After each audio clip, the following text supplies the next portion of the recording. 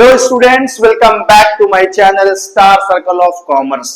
Yes, chapter 3 हम लोग पढ़ रहे थे बिजनेस एनवायरनमेंट के बारे में और अप्रोक्सीमेटली हम लोगों ने बहुत सारा टॉपिक क्लियर कर लिया है।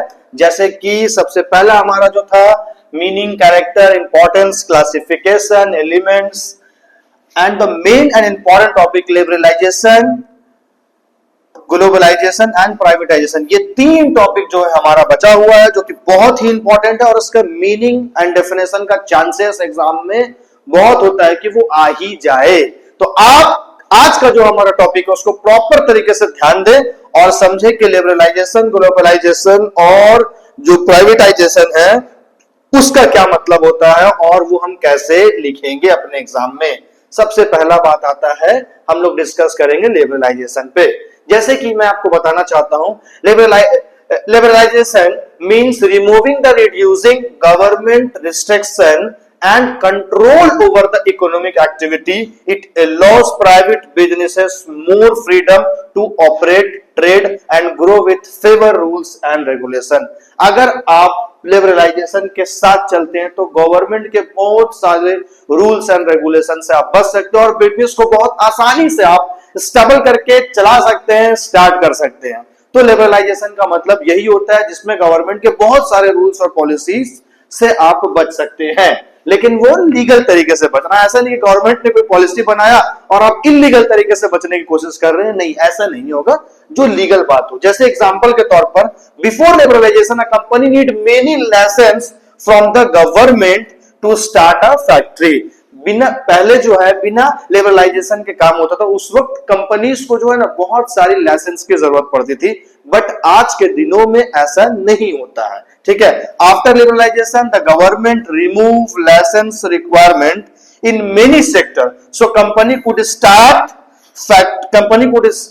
Start factories more easily and quickly. तो आज के डेट में ये बहुत आसान हो गया है कि आप किसी भी कंपनी को बहुत ज्यादा लाइसेंस या फिर बहुत सारे रूल्स के साथ जो है स्टार्ट नहीं करना, आप आसानी के साथ बिजनेस को स्टार्ट कर सकते हैं। किसी फैक्ट्री को भी बहुत ही आसानी के साथ स्टार्ट कर सकते हैं। तो लिबरलाइजेशन का मतलब ये होता है। And the last is this help the economic grow and increase competition and efficiency. जाहिर सी बात है, अगर आप जो है गवर्नमेंट की तरफ से आपको आसानी हो जाता है किसी भी ऑर्गेनाइजेशन या बिजनेसेस को स्टार्ट करना, तो हम भी बिजनेस स्टार्ट करेंगे, आप भी बिजनेस स्टार्ट कीजिए, सारे लोग बिजनेस स्टार्ट करेंगे। तो इससे क्या होगा, हमारी कंट्री की इकोनॉमी जो है वो बेहतर होती चली जाएगी। बात समझ में आ गई बच्चों? लिबरलाइजेशन एक बहुत ही सिंपल टॉपिक है और इसके बारे में आपसे पूछा जा सकता है। ठीक है, जितना पहले सारा चेन सब बना हुआ था कि ये रूल वो रूल, ऐसा करना वैसा करना, ये सारा खत्म। यानी कि अब आप बिजनेस करना हो गया बिल्कुल आसानी के साथ आप बिजनेस को स्टार्ट कर सकते हैं। ठीक है, नेक्स्ट हमारा जो है ग्लोबलाइजेशन है। ग्लोबलाइजेशन किसको बोलते हैं? देखिए, जैसा कि मैंने डायग्राम में आपको दिखाया है, ये पूरी दुनिया में सारा चीज जो है ना इधर से उधर जा रहा है। ठीक है, अगर मान लीजिए यहाँ पे इंडिया है, यहाँ पे अमेरिका है, यहाँ पे चाइना है, यहाँ पे पाकिस्तान है, बांग्लादेश है, ऑस्ट्रेलिया है, न्यूजीलैंड है, ये है वो है, बहुत सारी कंट्रीज आपको दिख रही है। तो यहाँ से यहाँ प्रोडक्ट जाना, यहाँ से यहाँ प्रोडक्ट, ये इसको देना, ये इसको देना, इंपोर्ट एक्सपोर्ट, इसका प्रोडक्ट ये करना, इसका प्रोडक्ट, ये सारी चीजें पूरी दुनिया में हो रहा है। ठीक है, ग्लोबलाइजेशन का मतलब आप समझिए एकदम आसान भाषा में कि पूरी दुनिया में ट्रेड हो रहा है। हर कंट्री एक दूसरे को इंपोर्ट एक्सपोर्ट कर रही है, इंटरपोर्ट कर रही है। कोई कंट्री किसी को कोई माल भेज रही है, तो कोई कंट्री किसी को पेट्रोलियम भेज रही है, तो कोई किसी को गेहूं भेज रही है, चावल भेज रही है, तो कोई चाइनीज आइटम भेज रही है, तो कोई मोबाइल फोन भेज रही है। अलग अलग कंट्री अलग अलग तरह से जो अलग अलग लोगों को, अलग अलग कंट्री को सामान प्रोडक्ट मुहैया करवा रही है। तो ये पूरा ग्लोबलाइजेशन का खेल है। बात समझ में आ गया बच्चों? ग्लोबलाइजेशन का मतलब क्या हो गया कि पूरी दुनिया में जो ट्रेड हो रहा है, जैसे भी एक कंट्री से दूसरे कंट्री में जा रहा है, यही तो ग्लोबलाइजेशन होता है। इसको हम लोग डिटेल से पढ़ते हैं। आइए, सबसे पहले हम लोग बात करते हैं मीनिंग ऑफ ग्लोबलाइजेशन का। Globalisation mean the process of connecting the economy, culture and trade and technology of one country with the rest of the world. एक कंट्री अगर पूरी दुनिया में जहां भी जा रहा है अपना ट्रेड, कल्चर, इकोनॉमी, टेक्नोलॉजी लेकर के, it turned the world into the global market where goods, service, people and ideas move freely across border। यानी कि आसानी के साथ जो है गुड्स, सर्विस और आइडियाज जो है एक कंट्री से दूसरी कंट्री में चला जा रहा है। इसी को तो बोला जाता है ग्लोबलाइजेशन। समझ में आ गई बात? ठीक है। In simple word, globalisation is when countries become interconnected, when countries become interconnected and interdependent through trade, investment, technology and cultural exchange, इसी को बोला जाता है ग्लोबलाइजेशन। यानी कि आसान भाषा में अगर कोई कंट्री दूसरे से इंटरकनेक्टेड हो, इंटरडिपेंडेंट हो, किसके थ्रू? ट्रेड के थ्रू, इन्वेस्टमेंट, टेक्नोलॉजी और कल्चर के थ्रू, इसको बोला जाता है ग्लोबलाइजेशन। इसका की फीचर क्या है? ग्लोबलाइजेशन का मतलब तो आप आसान भाषा में समझ गए कि इंटरकनेक्टेड होना, एक कंट्री दूसरे कंट्री को अपना शेयर करना, trade, investment, ideas, innovation, innovative चीज, कोई भी प्रोडक्ट एंड सर्विसेज, ठीक है। इसका की फीचर क्या होता है? Foreign companies entering local market, Amazon, McDowell in India. तो आप देख रहे हैं Amazon और मैकडॉल जो वो इंडिया की कंपनी नहीं है, लेकिन हमारे यहाँ वो है और लोग इंटरेस्ट लेकर के यहाँ से सामान भी परचेस करते हैं, खाना भी खाते हैं, ठीक है। तो ये जो है ग्लोबलाइजेशन ही कहलाता है। दूसरा, domestic product being sold globally, Indian medicine भी बहुत सारे कंट्रीज में जो है वो पूरी दुनिया में सेल किया जाता है। Sharing of technology between countries, mobile phone and internet, तो बहुत सारी ऐसी अलग अलग कंट्रीज की मोबाइल फोन, कार और भी बहुत सारी ऐसे इलेक्ट्रॉनिक आइटम है जो हमारे कंट्री भी जाती है और किसी दूसरे कंट्री भी जाती है, तो इसी को तो बोला जाता है ग्लोबलाइजेशन, ठीक है।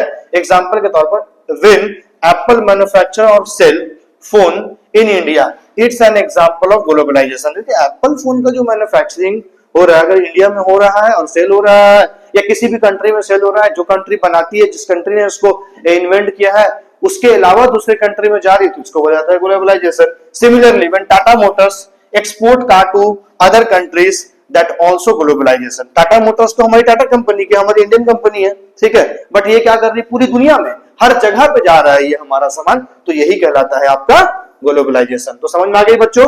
आसान भाषा में आप बोल सकते हैं ग्लोबलाइजेशन का मतलब कि एक कंट्री दूसरे कंट्री को अपने आइडिया शेयर करता है, प्रोडक्ट शेयर करता है, सर्विस शेयर करता है, इन्वेस्टमेंट शेयर करता है, इनोवेटिव कोई चीज कर रहा है तो उसको शेयर करता है। कोई कंपनी दूसरी जगह पे कोई सामान को बनाती है, किसी दूसरे कंट्री में बेचती है, हमारे कंट्री में बेचती है, हम बेचते हैं, तो ये सारा जो प्रोसेस है इसको बोला जाता है ग्लोबलाइजेशन। क्लियर?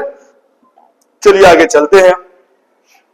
अब जो हम बोलने जा रहे हैं बहुत इंपॉर्टेंट टॉपिक है प्राइवेटाइजेशन। देखिए प्राइवेट वर्ड से आपको एक बात समझ में आ रहा है कि ये जो है प्राइवेट हाथों में चला जाना। जैसे एग्जांपल के तौर पर, कोई भी ऐसी चीज जिसको पहले गवर्नमेंट चलाती थी, लेकिन अब वो चीज गवर्नमेंट ने अपने हाथ से किसी प्राइवेट पर्सन को दे दी है चलाने के लिए, तो इसको बोला जाता है प्राइवेटाइजेशन करना। जैसे एग्जांपल के तौर पर, ऐसा तो नहीं है अभी, लेकिन मैं एग्जांपल आपको बता रहा हूं, जैसे कि अभी जैसे कोई सरकारी स्कूल है, तो सरकारी स्कूल को गवर्नमेंट चला रही है, लेकिन वो सरकारी स्कूल को गवर्नमेंट क्या बोलती है कि कोई एक बंदा को देती कि आप चलाइए इस स्कूल को, अपने हिसाब से मैनेज कीजिए, ठीक है। तो कोई प्राइवेट हाथों में दे दी तो उसको बोला जाएगा प्राइवेटाइजेशन। कोई सरकारी स्कूल को कोई प्राइवेट हाथों में अगर दे देती है तो ये प्राइवेटाइजेशन कहलाता है। इसका भी एग्जांपल के साथ हम लोग पढ़ेंगे तो डिटेल से समझ में आएगी, ठीक है।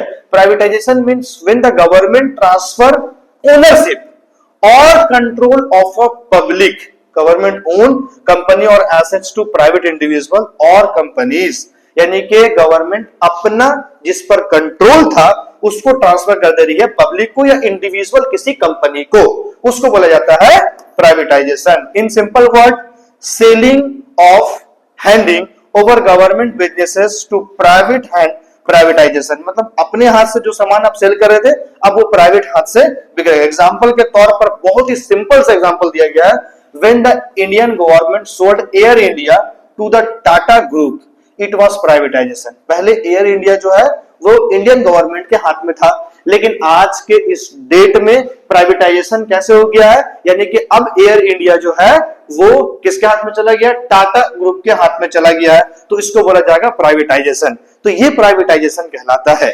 Clear students? ठीक है। Air India was earlier a government company but now it is run by private company. पहले जो है एयर इंडिया कौन चलाती थी? गवर्नमेंट चलाती थी, बट अब जो है कौन चला रही है? कोई प्राइवेट कंपनी चला रही है, ठीक है। अब हम लोग बात करते हैं व्हाई प्राइवेटाइजेशन इज डन, क्यों प्राइवेटाइजेशन हो रहा है। देखिए सबसे पहला बात, प्राइवेटाइजेशन होने से फायदा ये है कि आपको सर्विस प्रॉपर मिलेगा। जो गवर्नमेंट में काम थोड़ा स्लो होता है, बट प्राइवेटाइजेशन किसी के अंडर में हो जाता है तो उसमें जो है वो प्रॉपर आपको सर्विस, प्रॉपर आपको गुड्स ये मिलता रहेगा। जैसे अब हम लोग बात करते हैं why is privatisation done, reason क्या है। To reduce government losses, government को बहुत ज्यादा लॉसेस होता है, उससे बच सकेगा। Many public sector companies suffer huge financial losses, ठीक है। टू नेक्स्ट पॉइंट क्या है, to improve efficiency, private companies are believed to be more efficient and profit oriented. Private company जो होती है वो ज्यादा से ज्यादा किस बात पर निर्भर करती है, अपनी इफिशिएंट पर और ज्यादा से ज्यादा प्रॉफिट कमाने पर, ठीक है।